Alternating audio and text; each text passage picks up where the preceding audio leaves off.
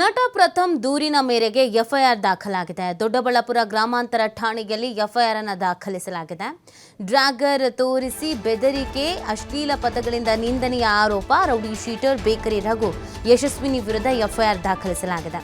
Darshan fans ಪೇಜ್ಗಳು, troll ಪೇಜ್ಗಳ ಮೇಲೂ ಕೂಡ ಕೇಸ್ ದಾಖಲಾಗಿದೆ. ನಿನ್ನೆ ಬೆಂಗಳೂರು ಗ್ರಾಮಾಂತರ ಎಸ್ಪಿ ಕಚೇರಿಯಲ್ಲಿ ದೂರನ್ನು ಕೊಟ್ಟಿದ್ದ ಪ್ರಥಮ್ ದೂರನ್ನು ದೊಡ್ಡಬಳ್ಳಾಪುರ ಠಾಣೆಗೆ ವರ್ಗಾವಣೆ ಮಾಡಿದ್ರು ಎಸ್ಪಿ. ಸೊ ಈ ಪ್ರಕರಣ ಇನ್ನೆಲ್ಲಿ ಹೋಗಿ ನಿಲ್ಲುತ್ತೆ ಅಂತ ಗೊತ್ತಿಲ್ಲ. ಸದ್ಯ ನಟ ಪ್ರಥಮ್ ದೂರಿನ ಮೇರೆಗೆ ಎಫ್ಐಆರ್ ಅನ್ನು ದಾಖಲಿಸಿದ್ದಾರೆ. ದೊಡ್ಡಬಳ್ಳಾಪುರ ಗ್ರಾಮಾಂತರ ಠಾಣೆಯಲ್ಲಿ ಎಫ್ಐಆರ್ ಅನ್ನು ದಾಖಲು ಮಾಡಲಾಗಿದೆ. ಅವ್ರು ನಂಗೆ ಜೀವ ಬೆದರಿಕೆ ಇದೆ ಅಂತೆಲ್ಲ ಹೇಳ್ತಾ ಇದ್ದಾರೆ. ಯಾಕಂದರೆ ಮೆಸೇಜಸ್ಗಳು ಆ ಥರ ಬರ್ತಾ ಇದೆಯಂತೆ.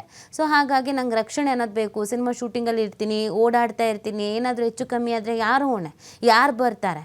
ಸೊ ಅದನ್ನು ಅವ್ರು ಪ್ರಶ್ನಿಸ್ತಾ ಇದ್ದಾರೆ. ಈಗ ಎಫ್ಐಆರ್ ದಾಖಲಾಗಿದೆ. ಈ ಟ್ರೋಲ್ ಪೇಜಸ್ಗಳು ಒಂದಷ್ಟು ವಿಪರೀತವಾಗಿ ಶೇರ್ ಮಾಡ್ತಾ ಇರೋದು, ಟ್ರೋಲ್ ಮಾಡ್ತಾ ಇರೋದು, ಕಮೆಂಟ್ ಹಾಕ್ತಾ ಇರೋದು ಒಂಥರ ಭಯಾನಕವಾಗಿ ಹೆದರಿಸುವಂತೆಗೆ ಆ ಥರದ್ದು ವೈರಲ್ ಆಗ್ತಾ ಇದೆ. ಹಾಗಾಗಿ ಅದೆಲ್ಲದ್ರ ವಿರುದ್ಧ ಕಠಿಣವಾದಂಥ ಕ್ರಮ ಆಗಬೇಕು ಅಂತ ಆಗ್ರಹಿಸಲಾಗ್ತಾ ಇದೆ.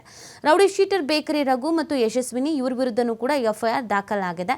ದರ್ಶನ್ ಫ್ಯಾನ್ಸ್ ಪೇಜ್ಗಳ ಮೇಲೂ ಕೂಡ ಇದೀಗ ಕೇಸನ್ನು ದಾಖಲಿಸಲಾಗಿದೆ. ತನಿಖೆ ಹೆಂಗೆ ಮಾಡ್ತಾರೋ ಗೊತ್ತಿಲ್ಲ. ಯಾಕಂದರೆ ರಮ್ಯಾ ಕೇಸ್ ಕೊಟ್ಟ ಮೇಲೂ ಕೂಡ ರಮ್ಯಾ ಅವರಿಗೆ ಬ್ಯಾಡ್ ಕಾಮೆಂಟ್ ಬರ್ತಾ ಇದೆಯಂತೆ, ಬ್ಯಾಡ್ ಮೆಸೇಜಸ್ ಬರ್ತಾ ಇದೆಯಂತೆ.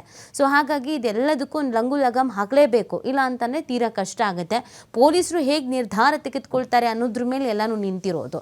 ಯಾರ ಭಯನೂ ಇಲ್ಲದೆ, ಯಾರ ಅಂಜಿಕೆನೂ ಇಲ್ಲದೆ ಎಲ್ಲರ ಅಕೌಂಟಿಗೂ ಹೋಗಿ ಕಮೆಂಟ್ ಹಾಕೋದು, ಸ್ಟೇಟಸ್ ಹಾಕೊಳ್ಳೋದು, ಈ ಥರದ್ದೆಲ್ಲ ಮಾಡ್ತಾ ಇದ್ದಾರೆ ಅಂತಂದರೆ ಒಂದು ತಕ್ಕ ಪಾಠ ಆಗಬೇಕಲ್ಲ. ಒಂದು 4-5 ಜನಕ್ಕೆ ಪಾಠ ಆಯಿತು ಅಂತಂದರೆ ಇನ್ನು ಉಳಿದವ್ರು ಬಾಯಿ ಮುಚ್ಕೊಂಡು ಕೂತಿರ್ತಾರೆ. ನೋಡಿ, ರಮ್ಯಾ ಅವರು ಕೇಸ್ ಕೊಡ್ತಾರೆ, ಅವ್ರಿಗೆ ಸಾಕಷ್ಟು ಜನ ಸಪೋರ್ಟ್ ಮಾಡ್ತಾರೆ, ಆದರೂ ಕೂಡ ಇನ್ನೂ ಅವರಿಗೆ ಬ್ಯಾಡ್ ಕಮೆಂಟ್ಸ್ಗಳು ಬರ್ತಾ ಇದೆ ಅಂತ.